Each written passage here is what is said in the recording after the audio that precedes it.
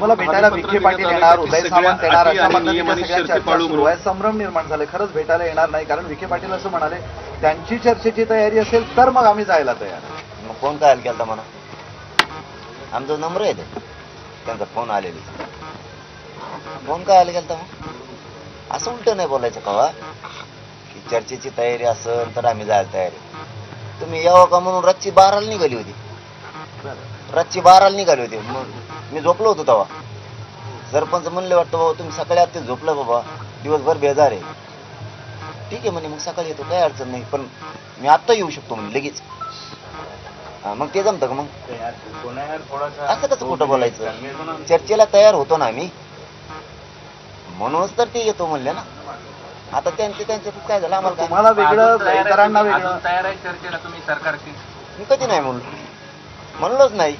नाहीला एक दिवस मान्य नाही आपल्याला. तो शिष्टमंडळ आलं तर तुम्ही भेटणार आहात त्यांना, चर्चा करणार आहात? कम ना भेटायला काय अडचण नाही. पण तुम्ही भेटायला तयार आहेत, पण कुठला राजकीय नेता रिस्क घ्यायला तयार नाही तुमच्याकडे येऊन भेटायला. असं म्हणा ना म्हणा. त्यांना भीती वाटायला लागलेली की काय आपलं जर काही फिसकटलं तर आपलं राजकीय करिअर संपेल. एवढं का घाबरतायत राजकीय नेते? मग असं म्हणा ना म्हणा. त्याच्यातून फडणवीस साहेबांनी संदेश घ्यायला पाहिजे, त्यातून शिकायला पाहिजे की मराठ्यांच्या गोरगरिबांची नाराजी अंगावर घेतलं पुढच्या काळात पण काय होईल. तुमच्यातला गैरसमज फडणवीस साहेब पुन्हा काढून टाका. बहुमताची सत्ता आली, मराठ्यांशिवाय आली नाही.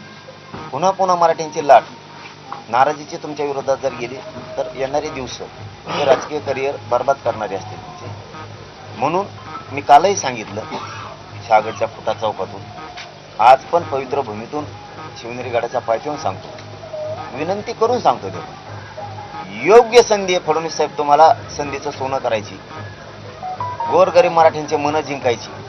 तुम्ही मराठ्यांच्या मागण्याची अंमलबजावणी करा. हेच मराठी गुलाल टाकून मरेपर्यंत तुम्ही दिलेल्या आरक्षणाचा तुमचा उपकार विसरणार नाहीत, ही आमचा या ठिकाणाहून शब्द आहे.